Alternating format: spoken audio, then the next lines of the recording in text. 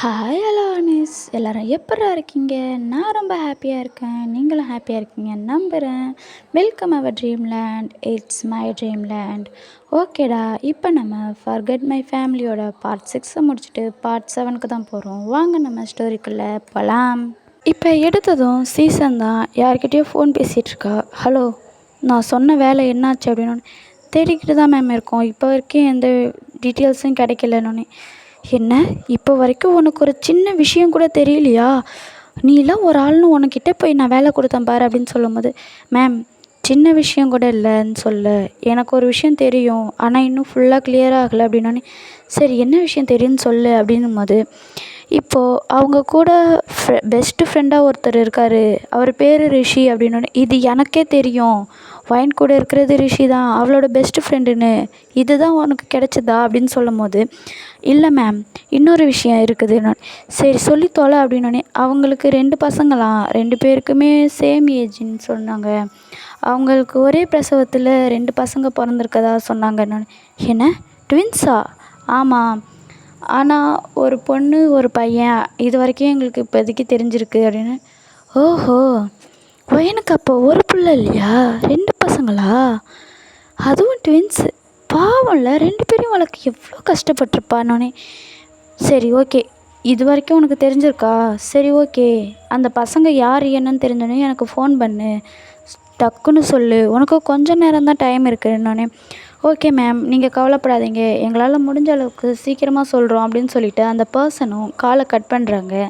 Cut பண்ணதுக்கப்புறம் season வந்து, பரவாயில்லையே வைன், உனக்கு 2 பிள்ளைங்களா? 2 பிள்ளைங்க பிறந்திருக்காங்க, இவ்வளோ பெரிய விஷயத்த எப்படி நீ மறைச்ச? தயங்க பார்த்ததும், தயங்க உனக்கு 2 குழந்தைங்க இருக்காங்கன்னு சொல்லி உருகி அழுது புலம்புவேன்னு பார்த்தனே. சே, அந்த ஆக்சிடெண்ட்டில் நீ செத்துருந்தா இவ்வளோ பிரச்சனையும் வந்திருக்காதே வயன், தேவையில்லாமல் தயாங் உன்னை காப்பாற்றிட்டாரு அப்படின்னு சொல்லி சொல்லிகிட்டே இப்போ ஒரு ஃப்ளாஷ்பேக் காட்டுது. என்னென்னா, ஆக்சுவலாக ஒயனுக்கு வந்து ஆக்சிடெண்ட் ஆகும்போது தயாங் வந்து ஒயனை தள்ளி விட்ருப்பார் இல்லையா, அந்த சீன் தான் காட்டுறாங்க. இப்போ தயாங் வந்து பார்க்குறாரு, ஒயின் வந்து ரோடை கிராஸ் பண்ணுறாங்க, தயாங் ஸ்மைல் பண்ணிக்கிட்டே பார்க்குறாங்க. பார்க்கும்போது இங்கே 3ஆவதாக ஒருத்தர் வந்து, எவ்வளோ தைரியம் இருந்தோ என் முன்னாடியே நீ அவளை பார்த்து ஸ்மைல் பண்ணுவ, சரி எவ்வளோ வேணாலும் சிரிச்சுக்கோ தயாங், இப்போ இதுதான் அவளோட கடைசி, இதுக்கு மேலே உன்னால் அவளை பார்க்கவே முடியாது, இவளுக்காக நீ என்ன வேணான்னு சொல்லிட்டு போனல்ல, நீ நல்லா அனுபவிப்ப இதுக்காக அப்படின்னு சொல்லிட்டு காருக்குள்ளேருந்து ஒரு வாய்ஸ் கேட்குது. யாருன்னு பார்த்தா அது வேறு யாரும் இல்லை, நம்ம சீசன் தான். சீசன் கால் பண்ணி, நீ இப்போ வரலாம், என்ன நினச்சிக்கிட்டு இருக்க வராமல், அவள் ரோடு ஃபுல்லாக கிராஸ் பண்ணதுக்கப்புறம் போகலான்னு நினச்சிட்டு இருக்கியான்னு. அப்படிலாம் ஒன்றும் இல்லை மேம் அப்படின்னு சொல்லி இப்போ ஒரு ஃபோனில் பேசுனாங்க இல்லையா, அதே வாய்ஸ் தான் அந்த ஃபோன்லேயும் கேட்குது. அதே வாய்ஸ்லேயே ஒருத்தர், நான் இப்போ வரலாமா மேம், ரெடியாக இருந்துக்கோ, அவளை அடித்து தூக்கு அப்படின்னு சொல்லும் போது, இப்போ வேகமாக ஒரு லாரி வருது, அதுவும் வந்து ஒயினை மோதுகிற மாதிரியே வருது. ஒயின் வந்து ரோடை கிராஸ் பண்ணலான்னு வராங்க, ஆனால் பார்த்துருக்க மாட்டாங்க. தயாங் வேகமாக வந்து ஒயினை ரோடுக்கு வெளியே சேஃபாக தள்ளி விட்டுருப்பாரு. சடனாக வந்து தயாங் அந்த ஆக்சிடெண்ட்டில் மாட்டியிருப்பார். உடனே என்ன பண்ணுறதுனே அவனுக்கு தெரியல, அந்த பர்சனுக்கு தெரியல. அந்த பர்சன் யாருன்னு நமக்கு காட்டல. மாஸ்க்கு போட்டிருக்காரு, தொப்பி போட்டு மாஸ்க்கு போட்டு கூலிங் கிளாஸும் போட்டிருக்காரு. உடனே வந்துட்டு என்ன பண்ணுறதுன்னு தெரியாமல் அந்த லாரியை விட்டு வேகமாக ஓட்டிகிட்டு போயிடுறாரு. போனோடனே இங்கே வந்து சீசன் தான், ச்சே எதுக்கு தயாங் நீ இப்படி பண்ணுற, நான் உன்னை கொல்லணும்னு நினைக்கவே இல்லை, நீ எதுக்கு வந்த, இப்போ நீ செத்துட்டனா நான் யாரை கல்யாணம் பண்ணிக்கிறதுன்னு சொல்லும் போது இங்கே ஒயின் வந்து செம்மையாக அழுகுறா. இப்போ ஹாஸ்பிட்டலில் தான் காட்டுறாங்க. சீசன் வந்து, அங்கிள் ஒயனுக்காக தான் இப்போ நம்ம தயாங்க இப்படி சாக போனார், நான் பார்த்தேன், நல்ல நேரத்தில் நான் அங்கே போகலன்னா தயாங்க்கு என்ன ஆயிருக்கும், எனக்கு அந்த வழியாக ஒரு முக்கியமான வேலை இருந்ததால் தான் போனேன், அப்போ பார்த்தேன் அங்கிள், ஒயன் மேலே தான் லாரி மோதுகிற மாதிரி வந்தது, இவன் மட்டும் பார்த்து ரோடை கிராஸ் பண்ணியிருந்தான்னா நம்ம தயாங்க்கு இப்படி ஆயிருக்காது, ஒயனை தள்ளி விட்டுட்டு தயாங் வந்து தேவையில்லாமல் இதில் மாட்டிக்கிட்டாரு, எனக்கு அதை பார்த்தோன்னே மனசே உடஞ்சி போயிடுச்சு, எனக்கு ரொம்ப கஷ்டமாக இருந்தது அங்கிள் அப்படின்னு சொல்லி அழுவுறா. உடனே அந்த மிஸ்டர் கிம் இருக்கார் இல்லையா, அவரும், இங்கே பாருமா சீசன், நீ மட்டும் சொல்லலைன்னா அந்த பொண்ணு பாவம் நான் நினச்சிருப்பேன், அவள் இப்போ ப்ரெக்னெண்ட்டாக வேறு இருக்கா அப்படின்னோடனே, அங்கிள் இதெல்லாம் அவளோட ட்ராமா. அவளுக்கும் உங்கள் பையனுக்கு எந்த விருப்பமும் கிடையாது. உங்கள் பையனோட சொத்து கிடைக்குன்னு தான் அவள் பார்த்தா. ஆனால் உங்கள் சொத்தெல்லாம் தூக்கி போட்டு அவள் பின்னாடி போயிட்டாரு. எப்படி கட் பண்ணி விடலான்னு தான் அவள் பார்த்துட்ருந்தா. தயாங்க்கு ஆக்சிடெண்ட் ஆகிடுச்சு. ஆனால் அவள் கொஞ்சம் கூட ஃபீல் பண்ணவே இல்லை அங்கிள். அவள் கண்ணுலேருந்து ஒரு சொட்டு கண்ணீர் வரல. அவள் தயாங்க ஆஸ்பத்திரிக்கு கூப்பிட்டு வரதுக்கு முயற்சியும் பண்ணலை. அப்படியே செஞ்சு வச்ச சிலை மாதிரி நின்றுட்டே இருக்கா. ஏதோ அதிர்ச்சியான மாதிரி நின்றுட்டு இருந்தா. நான் வேறு அதிர்ச்சி ஆகிட்டான்னு பார்த்தா அவள் தயங்க பார்த்துட்டு சும்மா தான் நின்றுட்டு இருந்தா. அப்போ கூட யாரோ ஃபோன் பண்ணுறாங்கன்னு பேசிக்கிட்டு இருந்தா அங்கிள். அந்த நிலமையில எனக்கு தயங்க பார்த்தோன்னே ரொம்ப கஷ்டமாக இருந்துச்சு. அப்புறம் நான் தான் ஆஸ்பத்திரிக்கு தூக்கிட்டு வந்தேன் அப்படி இப்படின்னு. ஒயனை பற்றி தப்பாக சீசன் சொல்ல கிம்முக்கு ஒயன் மேலே செம கோவம். என் பையனை கொன்னுட்டா அப்படின்னு சொல்லிட்டு தான் மிஸ்டர் கிம் அந்த கோவத்தில் தான் போய் ஒயன்கிட்ட என் பையனை விட்டு போயிடு, அவனுக்கு ஒன்று ஞாபகமே இல்லை, தயவு செஞ்சு என் குடும்பத்துக்கு வந்துடாதேன்னு சொல்லியிருப்பாரு. ஒயனுமே நான் இனிமேல் உங்கள் பையனை டிஸ்டர்ப் பண்ண மாட்டேன்னு சொல்லி போயிருப்பாங்க. இப்போ எல்லாத்தையும் யோசித்து பார்த்துட்டு பக்காவாக பிளான் போட்டேன். எப்படி பார்த்தியா, என்னோடய பிளானில் ஒரு சின்ன சொதப்பல் ஏற்பட்டாலும் அதையும் நான் முடிச்சிட்டேன் ஒயன். உன் லைஃப்பையே காலி பண்ணிட்டேன். மிஸ்டர் கிம் இருக்காரே என்னோடய மாமனார், அவர் என்ன தான் நம்புகிறாரு. என்ன பண்ணுறது, அவர் தான் உனக்கு மாமனார். ஆக்சுவலாக லீகலாக பார்த்தா அவர் உன்னோட மாமனார். ஆனால் அவர் என்ன மருமகன் கூட்டிகிட்டு கிடக்குறாரு. அவருக்கு தெரியாது. அன்னைக்கு தயங்க நீ தான் ஆஸ்பத்திரிக்கு கூட்டிகிட்டு வந்த, அவருக்கு ஆக்சிடெண்ட் ஆனோடனே துடிச்சு போயிட்ட அப்படிங்கிற விஷயம் எதுவுமே அவருக்கு தெரியாது. அவரை பொறுத்த வரைக்கும் நீ அந்த ஆக்சிடெண்ட்டுக்கு காரணமானது இருந்திருக்க. உன்னால தான் ஆக்சிடெண்ட் ஆகிருக்கு, அதுக்காக நீ கொஞ்சம் கூட ஃபீல் பண்ணலன்னு நினச்சிக்கிட்டு இருக்கார் ஒயன். ஆனால் உன்னை பொறுத்த வரைக்கும் தன்னையே வெறுத்துட்டாரு. தன்னை வெறுத்தது கூட பரவாயில்ல, ஆனால் தன்னோட பேர குழந்தைய நான் சுமக்கிறேன்னு தெரிஞ்சும் என்னை வீட்டை விட்டு துரத்திட்டாரு அப்படின்னு நீ அவர் மேலே கோவமாக இருக்க. என்ன சொல்கிறது, உங்கள் 2 பேருக்கும் நடுவில் நான் இருக்கேங்கிறதே உங்களுக்கு தெரியல. ஆனால் ஒரு விஷயம் ரொம்ப கஷ்டம் ஒயன், ஒன்றை மாதிரிலாம் என்னால் இருக்கவே முடியாது. அந்த வீட்டுக்கு போனாலே நல்ல வேஷம் போட வேண்டியதாக இருக்குது. அதுவும் அந்த வீட்டில் 2 குட்டி சாத்தான் வந்திருக்கே அப்படின்னு சொல்லி யோசிக்கும் போது தான் இப்போ சீசனுக்கு ஒரு விஷயம் சிங்க் ஆகுது. ஒரு நிமிஷம், இப்போ இவன் என்ன சொன்னான்? ஒயனுக்கு ட்வின்ஸ், ஒரு பாய் பேபி ஒரு கேர்ள் பேபி. அதோளுக்கு ஏஜ் கூட எப்படியும் இப்போ 10 ஆகும், 10 வருஷம் ஆகுது. ஸோ அதோளுக்கும் ஏஜ் 10 ஆகும். அதை அப்புறம் அந்த வீட்டில் இருக்கிற பெருசங்க கூட சொன்னுச்சு அப்படின்னு சொல்லி ஒரு ஃப்ளாஷ்பேக் யோசிக்கிறா. அதாவது என்னென்னா, அங்கே லேடிஸ் இருப்பாங்க இல்லையா, பெரியவங்க 6 பேர், அவங்கக்கிட்ட தான் சீசன் பேசிக்கிட்டு இருக்கும் போது, ஆண்டி நீங்கள் ரொம்ப சூப்பராக சமைக்கிறீங்க அப்படின்னு ஆமாம் அப்படிங்கும்போது இப்போ ஜுன்யாவும் தான் அங்கே வந்திருப்பாங்க. வந்துட்டு பாட்டி எனக்கு ரொம்ப பசிக்குது, ஏதாவது கொடுங்க அப்படின்னு சொல்லும்போது சரிடா கண்ணான்னு சொல்லி ஒரு ஆப்பிளை கட் பண்ணி கொடுக்குறாங்க. கொடுத்துட்டு தேங்க்யூ பாட்டி அப்படின்னு சொல்லி அவங்க குனிஞ்சிட்டு அப்படியே போயிருப்பாங்க. போகும்போது இப்படி தான் தயங்கும் சின்ன பிள்ளையில அம்மா பசிக்குது எனக்கு ஏதாவது செஞ்சு கொடுங்கன்ட்டு நிற்பான். கொடுத்தா தேங்க்யூன்னு சொல்லிட்டு போவான். அப்படிங்கும்போது அவங்களே பேசிப்பாங்க. ஆமாங்க்கா, இந்த 2 பசங்களையும் பார்க்க ஒரு ஜாடியில் தயாங் மாதிரியே இருக்குல்ல அப்படின்னு சொல்லியிருப்பாங்க. ஆமாம், ஒரு வேளை தயாங்க்கு கல்யாணம் ஆகி குழந்த பிறந்திருந்தா கூட இந்த குழந்தைங்க மாதிரியே இருந்திருக்கோம்லன்னொன்னே, கேரக்டர் மட்டும் இல்லை முகஜாடை கூட தயாங் மாதிரியே இருக்குது அப்படின்னு சொல்லும்போது சீசன் என்ன ஆண்டி சொல்கிறீங்க, இந்த பசங்களை பார்க்க தயாங் மாதிரியா இருக்குது, எனக்கும் நான் அப்படி தெரியலையே அப்படின்னோடனே, இல்லைம்மா நீ தயாங்க சின்ன வயசுலேருந்து பார்க்கலல்ல, அதனால் உனக்கு தெரியல. தயாங்கும் சின்ன பிள்ளையில இப்படி தான் இருந்தான், ஒரு ஜாடையில் பார்க்கும்போது இவங்களும் தயாங் மாதிரி தான் இருக்காங்க அப்படின்னு சொல்லியிருப்பாங்க. சொன்னோன்னே இங்கே இதெல்லாம் சீசன் யோசித்து பார்த்துட்டு, ஒரு வேளை அந்த 2 பசங்களும் ஒயனோட பசங்களாக இருப்பாங்களோ, என்ன நடக்குது இங்கே, அவங்க தான் ஒயனோட பசங்கனா? ஒயன் இவ்வளோ கேஷுவலாக பேச மாட்டாளே, ஒரு வேளை இப்படி இருக்கலாமே. அந்த பசங்க வந்தது அவங்க அம்மாவுக்கு தெரியாதுன்னு சொன்னாங்க. ஸோ ஒயனுக்கு அவளோட பசங்க இந்தியாவில் தான் இருக்காங்கிற விஷயம் தெரியாமல் இருக்குமோ? எப்படியும் அவங்க பசங்கக்கிட்ட ஒயன் அவங்க அப்பா யாருன்னு கண்டிப்பாக சொல்லியிருக்கவே மாட்டா. அதனால் தயாங் தான் அவங்களோட அப்பாங்கிற விஷயம் அந்த பசங்களுக்கு தெரியாமல் இருக்குமோ? ஒரு வேளை இவங்க தயாங்கோட பசங்களாக இருந்தால் அவங்க அந்த வீட்டில் இருக்கிறது, ஓ மை காட், இது எனக்கு ரொம்ப ஆபத்தான விஷயம். தயாங்க்கு எப்படியாவது தெரிஞ்சிடும் இவங்க என் பசங்க தானே. ஆல்ரெடி அங்கே இருக்கிறவங்களே சொல்லியிருக்காங்க தயாங் மாதிரியே பண்ணுறாங்க, தயாங்கோட பசங்களாக இருப்பாங்களான்னு. என்ன நடக்குது சீசன்? ஷோ அப்படின்னு சொல்லிட்டு சீசன் வந்து அந்த பசங்களோட ஒரு பிக் எடுத்திருப்பா. அந்த பிக்கை உடனே ஒரு நம்பருக்கு அனுப்பிவிட்றா. அனுப்பிவிட்டு மறுபடியும் கால் பண்ணுறா. கால் பண்ணி, மேடம் சொல்லுங்கள் மேடம், நான் கண்டிப்பாக கண்டுபிடிச்சிட்றேன்னு சொன்னேனே அப்படின்னோடனே, நீ கண்டுபிடிச்சி கிழிச்சது வரைக்கும் போதும், இப்போ நான் உனக்கு ஒரு பிக் அனுப்பியிருக்கேன்லன்னொடனே, ஆமாம் மேம் அனுப்பியிருக்கீங்க அப்படின்னு சொன்னாலே, அந்த பிக்கில் இருக்கிறவங்க ஒயனோட பசங்களான்னு கண்டுபிடி, இதையாவது உருப்படியாக பண்ணு அப்படின்னு சொல்லும்போது, ஓகே மேம், ஒரு 2 மினிட்ஸில் நான் உங்களுக்கு அனுப்பி விட்றேன்னொடனே, 2 மினிட்ஸ்லாம் கிடையாது, இன்னும் 1 நிமிஷத்தில் இவங்க யாருன்னு எனக்கு தெரிஞ்சிருக்கணும் அப்படின்னு சொல்லி சீசன் ரொம்ப கோவமாக கத்துறா.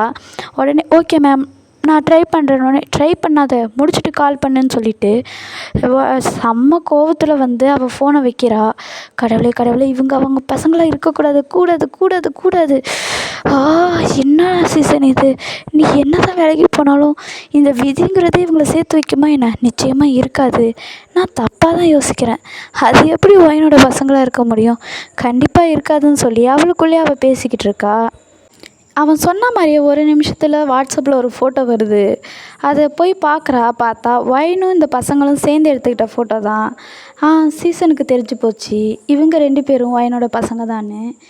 தெரிஞ்சோடனே செம ஷாக் ஆகுதா சீசன், வந்து செம ஷாக் ஆகுறா. இப்போ அப்படியே சீன் கட் ஆகுது. இப்போ இந்த பக்கம் பார்த்தா நம்ம ஒயன் தான். ஒயன் வந்து செம டென்ஷனாக இங்கேருந்து போகிறீங்களா இல்லையான்னு சொல்லி கத்துறா. பார்த்தா நம்ம தயாங் தான் ஒயனை மறுபடியும் ஃப்ளர்ட் பண்ணிக்கிட்டு இருக்கான். உடனே அவன் வந்து சரி சரி நான் போயிடுறேன், ஆனால் உனக்கு இது தேவையில்லையா அப்படின்னு சொல்லி ஒரு அவளோட பிரேஸ்லெட்டரை தான் எடுத்து நீட்டுறான். நீட்டினதும் அவள் வேகமாக அதை பிடுங்கிக்கிட்டு, இந்த பிரேஸ்லெட்டர் உங்ககிட்ட தான் இருந்ததா தயாங்? எதுக்காக நீங்கள் இதை என்கிட்ட முதலே தரலன்னு? நீ கேட்கவே இல்லை, நீயும் கேட்ப நானும் பார்த்தேன், லாஸ்ட் வரைக்கும் நீ கேட்கல, அதான் நான் உன்கிட்ட கொடுக்குறேன் இந்த அப்படின்னோடனே, இது எனக்கு ரொம்ப முக்கியம் அப்படின்னோடனே, ஆமாம் இந்த பிரேஸ்லெட்டில் அப்படி என்ன இருக்குது, எதுக்காக உனக்கு இவ்வளோ முக்கியமாக தெரியுதுன்னு நான் தெரிஞ்சுக்கலாமான்னு சொல்லி கேட்கும்போது, இது என்னோடய பசங்க எனக்கு ஃபஸ்ட்டு கொடுத்த கிஃப்ட்டு, இது எனக்கு ரொம்ப முக்கியம், என்னோடய பசங்களோட ஞாபகமாக நான் இதை வச்சுக்குவேன் அப்படின்னு சொல்லும்போது, உனக்கு உன்னோட பசங்களை ரொம்ப பிடிக்கும்ல, ஆமாம் உனக்கு எத்தனை குழந்தைங்க ஒயன் அப்படின்னு சொல்லி கேட்கும்போது, ஒயனும் அங்கே ஓரமாக உட்காந்து அவ்வளோ கோபமாக இருந்திருப்பாங்க. ஆனால் அதெல்லாம் மறந்துட்டு குழந்தைங்கள பற்றி பேசணுன்னே ஜாலியாக பேசிக்கிட்டு, எனக்கு ஒரு பையன் ஒரு பொண்ணு, 2 பேரும் ஒரே மாதிரியே இருப்பாங்க, எனக்கு ட்வின்ஸு தான், அப்படியே அவங்க அப்பா மாதிரி கோபமும் வரும், அதே சமயம் என்கிட்ட நான் கோவப்பட்டேன்னா அடங்கி போயிடுவாங்க அப்படின்னு சொல்லிட்டு அவ்வளோ சந்தோஷமாக அவள் பசங்களை பற்றி பேசிக்கிட்டு இருக்கா. அவள் தயாங்கிட்ட கோவப்பட்டங்கிற விஷயத்தையே மறந்துட்டு ஜாலியாக பேசிகிட்டு இருக்கா. ரிஷி தான் இதை எட்டேந்து பார்த்துட்டு, அவ்வளோ கோவப்பட்டா, ஆனால் இப்போ என்னமோ இவ்வளோ ஜாலியாக பேசிக்கிட்டு இருக்கா, இவளால் அவர்கிட்ட கோவலாம் பட முடியாது, என்ன தான் அவரை விட்டு விலகணும்னு நினச்சாலும் அவர் பின்னாடியே சுற்றிக்கிட்டு இருக்காரு. ஒயன் முன்னாடி சொல்லும் போது கூட நான் யோசித்து பார்க்கல, ஆனால் இப்போ தான் புரியுது அவர் எந்த அளவுக்கு இவளை லவ் பண்ணியிருந்தா பழசெல்லாம் இவளை சுத்தமாக மறந்து போய் மறுபடியும் இவரே காதலிப்பார். இந்த கதையெல்லாம் வச்சு ஒரு ஸ்டோரியே எழுதலாம், பேசாமல் நம்ம காமிக் புக்கே எழுதலாம் மாட்டுக்கு, செம்ம ரீச் ஆகும் அப்படின்னு சொல்லி அவன் பாட்டுக்கே தனியாக பேசிகிட்டு இருக்கான். இதை ஒரு பிக் எடுத்து வச்சுப்போம், ஒயனுக்கு தேவைப்படுன்னு சொல்லி அவன் அதையும் ஒரு பிக்காக எடுத்து வச்சுக்கிறான். இங்கே தயாங்க்கு ஒயன் என்ன பேசுகிறாங்க அப்படிங்கிற விஷயம்லாம் புரியல. ஆனால் வந்து தயாங்கிட்ட ஃபஸ்ட் டைம் சந்தோஷமாக பேசுவாள். அதாவது தயாங் பார்த்ததுலேருந்து சிடுன்னு தான் இருப்பா. தயாங் தான் பின்னாடியே வந்துட்டுருப்பாரு. ஆனால் இப்போ தான் ஃபஸ்ட்டு தயாங்கிட்ட உட்காந்து அவ்வளோ ஹாப்பியாக பேசிக்கிட்டு இருக்கா. அவங்க அப்படி பேசும்போது தயாங்கே தன்னையே மறந்து அவங்களே ஒரு மாதிரி சைட் அடிச்சுக்கிட்டு இருப்பார். அவருக்கு அவங்கள அப்படி பார்க்குறதுல ரொம்ப பிடிச்சிருக்குது. அவங்க என்ன பேசுகிறாங்கன்னு கூட தெரியாமல் அவங்களே அப்படியே பார்த்துக்கிட்டே உட்காந்துருக்காரு. இதோட இங்கே சீன் கட் ஆகுது. இங்கே பசங்கள் தான் வந்து மியாமி கிட்ட பேசிக்கிட்டு இருக்காங்க. மியாமி அக்கா நம்ம இன்றைக்கி எங்கே போகலாம் அப்படின்னோடனே, இன்றைக்கி ஏதோ பெரியப்பா முக்கியமான விஷயம் சொல்ல வராங்களாம், அதனால் நம்ம எங்கேயும் போகல, அவர் வந்ததுக்கப்புறம் போய்க்கலான்னொன்னே, என்ன முக்கியமான விஷயமா, அப்போனா தயாங் சாரும் இருக்கணும்ல, அவர் எங்கே அப்படின்னு சொல்லி ஜுன்மியா வந்து கேட்குறா மியாமி கிட்ட. மியாமியும் வந்து தெரியல, அண்ணன் முக்கியமான விஷயமா வெளியே போயிருக்காரு, கண்டிப்பாக வந்துடுவார் அப்படின்னு சொன்னோன்னே, ஓ அப்படியா, சரி சரி அப்படின்னு சொல்லும் போது இங்கே ஜுன்மியாவும் ஜுன்யாங்கும் வந்து வேலை அவரு அவங்கள பார்க்க போயிருப்பாரோ அப்படின்னு சொல்லி குசு குசுன்னு பேசிக்கிறாங்க. இருக்குமோ, அதான் முக்கியமான விஷயம்லன்னு சொல்லிட்டு போயிருக்காரோன்னொன்னே, "ஏய் என்ன குசு குசுன்னு பேசுகிறீங்க?" அப்படின்னு சொல்லி மியாமி கேட்க, ஒன்றும் இல்லையே, சும்மா நாங்கள் பேசிகிட்டு இருந்தோம்." பிரதர் சிஸ்டருக்குள்ளே 1000 இருக்கும், அது எதுக்கு நீங்கள் கேட்குறீங்க மியாமி அக்கா அப்படின்னு சொல்லும்போது, சரிங்க சரிங்க, உங்களோட பாசம் மலர நீங்களே வச்சுக்கோங்க, என்கிட்ட பொழியாதீங்க அப்படின்னு சொல்லிட்டு அவள் திரும்பிக்கிறான். கோவப்படாதீங்க மியாமி அக்கா அப்படின்னோடனே, ஆமாம் கோவப்படுறது ஒன்று தான் இப்போ குறைச்சலாக இருக்குல்ல அப்படின்னு சொல்லி மியாமி மறுபடியும் கோச்சிக்கிறா. இப்படியே இங்கே எல்லோரும் பேசிக்கிட்டு இருக்க டைம் ஸ்கிப் ஆகுது. இப்போ வந்து வீட்டில் இருக்கிறவங்க எல்லாருமே வந்துட்டாங்க, எல்லாருமே ஹாலில் தான் இருக்காங்க. இதோ ரெண்டும் முழிக்குதோ, ஆமாம் எதுக்காக இப்போ எல்லாரையும் இங்கே ஆஜர் பண்ணியிருக்காங்க, அப்படி என்ன தான் முக்கியமான விஷயம் சொல்ல போகிறாங்க அப்படின்னு எனக்கும் தெரியல அப்படி என்ன தான் சொல்ல போகிறாங்கன்னு அப்படின்னு சொல்லிக்கிட்டு இருக்கும்போது, இந்த கிம் இருக்கார் இல்லையா, மிஸ்டர் கிம், அவர் வந்து சொல்கிறாரு, இங்கே பாருங்கள் எல்லோரும் இங்கே இருக்கீங்கல்ல, யார் இன்னும் வரல அப்படின்னு சொல்லி கேட்கும்போது, தயங்கண்ணா மட்டும் இன்னும் வரலன்னு மியாமி சொல்கிறா. ஜேகே வந்து, என்னாச்சு மாமா, ஏதாவது பிரச்சனையா, எதுக்கு எல்லோரையும் கூப்பிட்டீங்க அப்படின்னு சொல்லி ஒரு மாதிரி பயந்துக்கிட்டே தான் கேட்குறான். அதுக்கு அவரும், பிரச்சனை இல்லை, சொல்லப்போனால் ஒரு சந்தோஷமான விஷயம் அப்படின்னு சொல்கிறாரு. அப்படியா அப்படின்னு சொல்லி ஜேகே பயந்துட்டு பேசினவன், அப்படியா மாமா, அப்போ சொல்லுங்கள் என்ன சந்தோஷமான விஷயங்கிறான். உடனே, அதுக்காக நீ ரொம்ப பேசாத அப்படின்னோடனே, சாரி மாமா அப்படின்னு சொல்லி அமைதியாகிறான். எல்லாருமே கேட்குறாங்க என்ன விஷயம் அப்படின்னு சொல்லிட்டு, தயாங் வந்தால் தான் சொல்லுவீங்களான்னொடனே, இல்லை நான் சொல்கிறேன், நீங்கள் அவன்கிட்ட சொல்லிவிடுங்க அப்படின்னு சொல்கிறாரு. சரி சொல்லுங்கள் அப்படின்னோடனே அவர் சொல்கிறாரு, இந்த பிஸ்னஸ்லே 5 ஸ்டார் கம்பெனி இருக்காங்கல்ல அப்படின்னு சொல்லிட்டு, ஸ்டார் ஃபோர்ஸ் அப்படிங்கிற ஒரு கம்பெனி தான் சொல்கிறாரு இப்போ 5 ஸ்டார் கம்பெனின்னு. எந்த 5 ஸ்டார் கம்பெனி நீங்கள் சொல்கிறீங்க அப்படிங்கும்போது, அதான் ஸ்டார் ஃபோர்ஸ் கம்பெனி அப்படிங்கும்.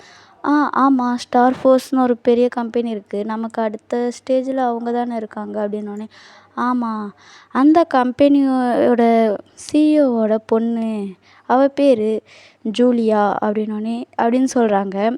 ஜூலியாவா, அந்த பொண்ணு யாருக்கு நீங்கள் பார்த்துருக்கீங்க, தயாங்க்கா, ஆனால் தயாங்க்கு தான் ஆல்ரெடி சீசனை என்கேஜ்மெண்ட் பண்ணி வச்சுருக்கீங்களே அப்படின்னு சொல்லி கேட்கும்போது, ஆமாம் சீசன் தான், ஆனால் நான் இப்போ பார்த்துருக்குறது ஜிமினுக்கு அப்படின்னு சொன்னதும் அவ்வளோதான், மியாமிக்கும் சரி ஜிமினுக்கும் சரி தூக்கி வாரி போடுது.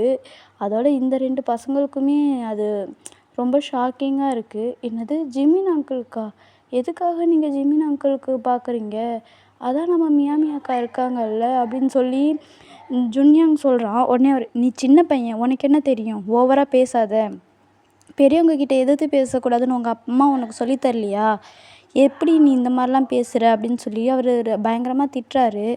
இங்கே ஜுன்யா வந்து, அவன் கேட்டதில் என்ன தப்பு இருக்குது, ஜிமின் அங்கிளுக்கு தான் மியாமி அக்கா இருக்காங்கல்ல, நீங்கள் எதுக்கு வெளியே பார்க்குறீங்க, மியாமி அக்காவை கல்யாணம் பண்ணிக்கிட்டால் தான் ஜிமின் அங்கிள் சந்தோஷமாக இருப்பார் அப்படின்னு சொல்லும்போது, அவன் எதனால் சந்தோஷமாக இருப்பான் அப்படிங்கிறது எனக்கு தெரியும், நீ வந்து ஓவராக பேசாத, புரியுதா, நீங்கள் 2 பேரும் சின்ன பிள்ளையா, அதுக்கு மட்டும் நீங்கள் நடந்துக்கிட்டால் போதும் அப்படின்னு சொல்லி பயங்கரமாக திட்டிடுறாரு. இப்போ ஜுன்யாவும் எதுவுமே சொல்ல முடியாமல் அப்படியே அவங்க வேகமாக ரூமுக்கு போயிடுறாங்க. ஜிமின் உனக்கு இதில் ஓகே தானே அப்படின்னு சொல்லும்போது, ஜிமின் ஒன்றுமே சொல்லல, அவன் பாட்டுக்கே அவன் ரூமுக்கு போயிடுறான். இங்கே பாருங்கள் யாரெல்லாம் இதை எதிர்க்கிறீங்களோ அவங்கெல்லாம் என்கிட்ட சொல்லுங்கள் அப்படின்னு சொல்லும்போது யாருமே எதுவுமே சொல்லல, அவங்கவுங்க வேலையை பார்த்துட்டு எல்லாருமே போயிடுறாங்க.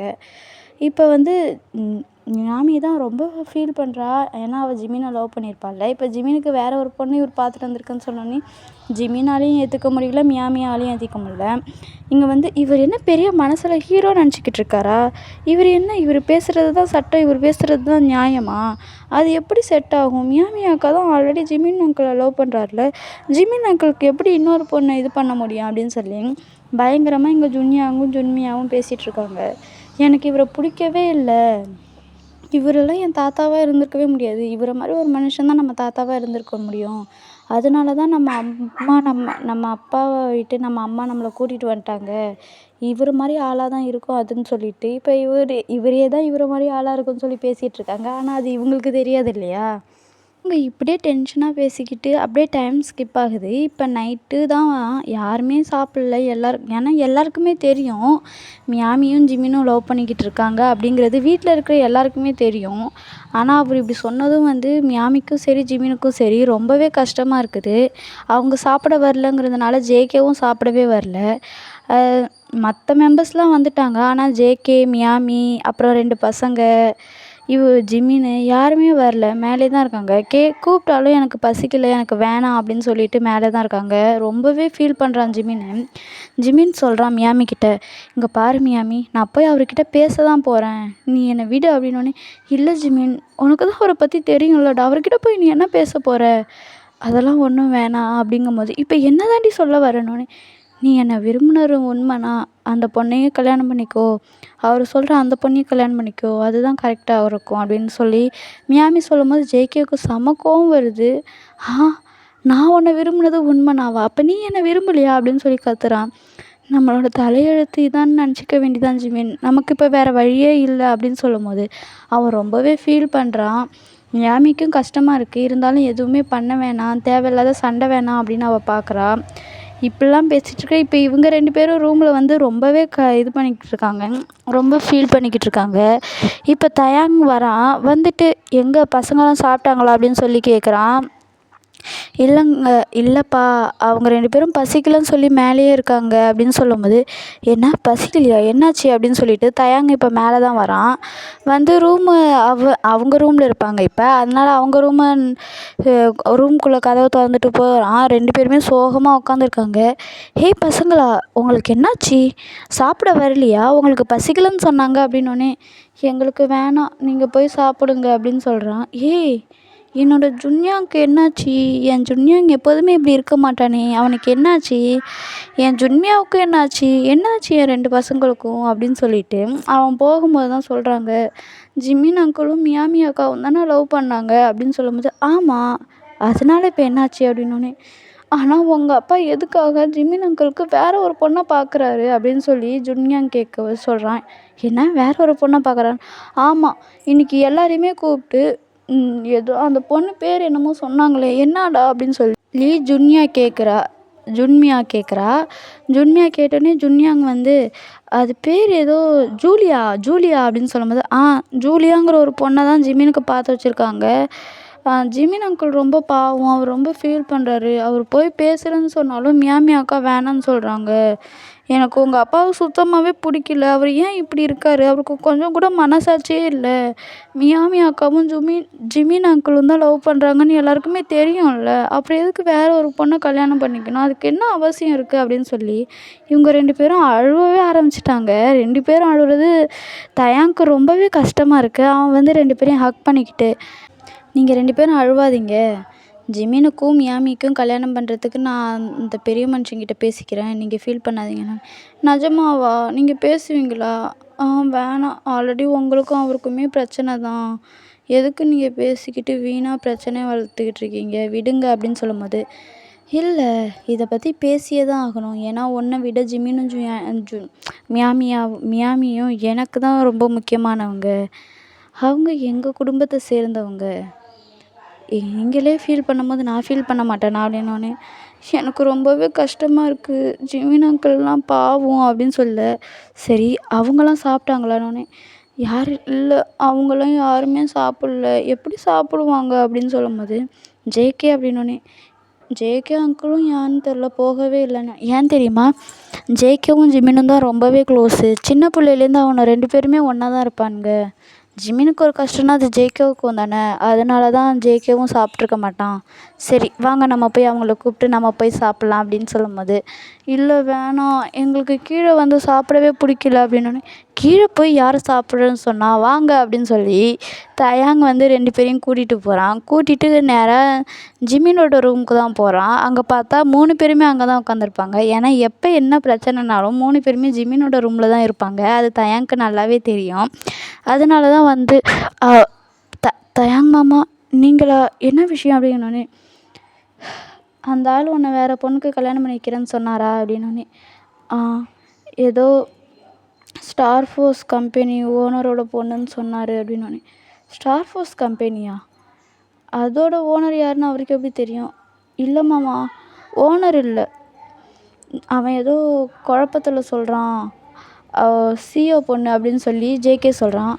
ஓ, ஸ்டார் ஃபோர்ஸ் கம்பெனியோட சிஓ பொண்ணா, அவள் பேர் என்ன ஜூலியாவான்னொன்னே, ஆமாம் மாமா நீங்கள் போய் எதுவும் பேச வேணாம் மாமா அப்படின்னு சொல்லி ஜிமின் சொல்லும்போது மியாமியும் வந்து ஆமாண்ணா நீங்கள் போய் எதுவும் பேச வேணாம், இதை அப்படியே விட்டுருங்க.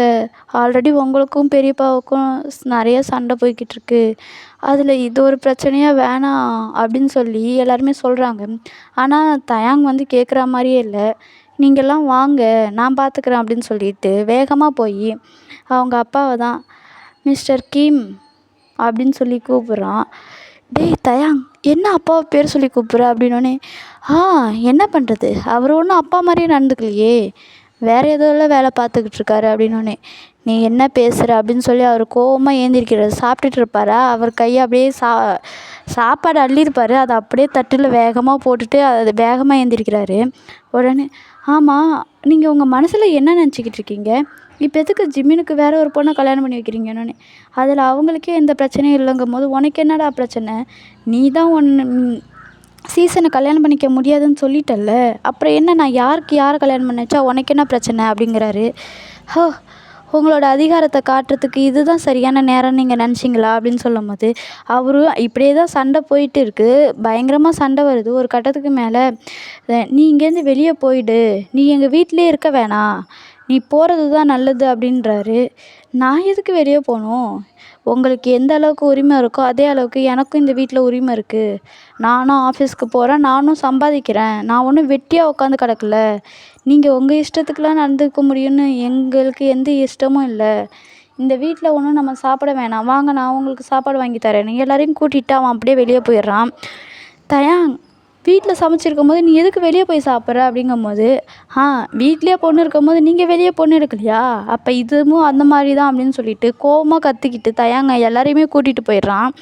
இங்கே போனதும் ஜேகே வந்து எதுக்கு தயாங் மாமா இப்படி பேசுனீங்க, பெரியப்பா ரொம்ப டென்ஷன் ஆகிட்டாரு, நீங்கள் இருந்தாலும் பெரியப்பா கிட்டே இப்படிலாம் சண்டை போட்டிருக்கக்கூடாது அப்படிங்கும்போது, ஆமாம் தயாங் மாமா நீங்கள் இப்படிலாம் சண்டை போட்டிருக்கக்கூடாதுன்னு ஜிம்மினும் சொல்கிறான்.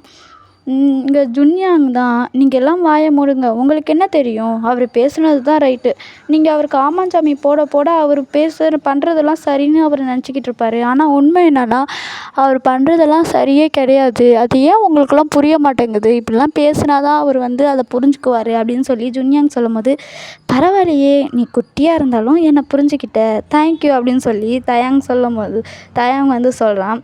அதெல்லாம் பரவாயில்ல அங்கிள், எங்களுக்கு தெரியும் நீங்கள் பேசுனது தான் கரெக்டு, எங்களுக்கு உங்களை பற்றி நல்லாவே தெரியும், நீங்கள் இப்படிலாம் இருக்கிறதுனால தான் எங்களுக்கு உங்களை ரொம்பவே பிடிச்சிருக்கு அப்படின்னு சொல்லி ஜுன்மியாவும் சொல்கிறா. தயாங் வந்து 2 பேரும் க்யூட் பசங்க, ரொம்ப நல்ல பசங்கன்னு சொல்லி மறுபடியும் அவங்க 2 பேர் தலையிலையும் அதாவது கையை வச்சு தடவி விட்றான்.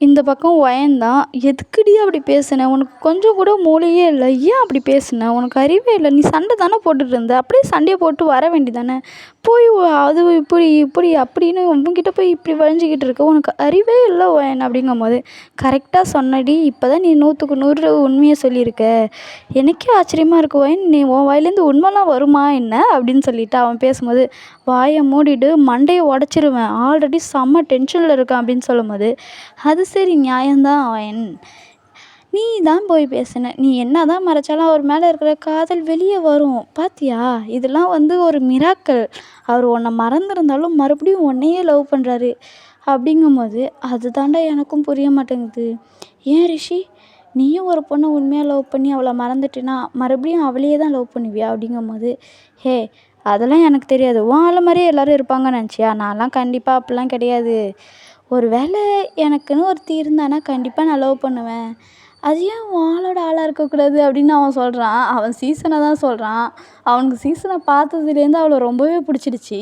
யார் சீசனை சொல்கிறியானோடனே, ஆமாம் அவள் பேர் சீசன், ரொம்ப அழகாக இருக்குல்லன்னொன்னே, என்னது அழகாக இருக்கா, ஏன்டா உனக்கு கண்ணுக்குன்னு தெரியுமா தெரியாதா, முன்ன பின்ன அழகுனா என்னன்னு பார்த்துருக்கியா, அவள் சரியான ஃப்ராடு, அவள் ஆக்சிடெண்ட் பண்ணி அவங்க அப்பா கிட்டே இல்லாத பொல்லாத சொல்லி என்னை என் பசங்களெல்லாம் அப்பா அம்மா இல்லாமல் ஆக்கி விட்டதே அவள் தான், என்னை என் ஹஸ்பண்டுக்கிட்டேருந்து பிரித்தது மட்டும் இல்லாமல் என் குழந்தைங்கள அப்பா கிட்டேருந்து பிரித்து வச்சுருக்கா, அவளை போய் அழகுன்னு சொல்கிற உனக்குலாம் அறிவே இல்லையான்னு திட்டிக்கிட்டு இருக்கா.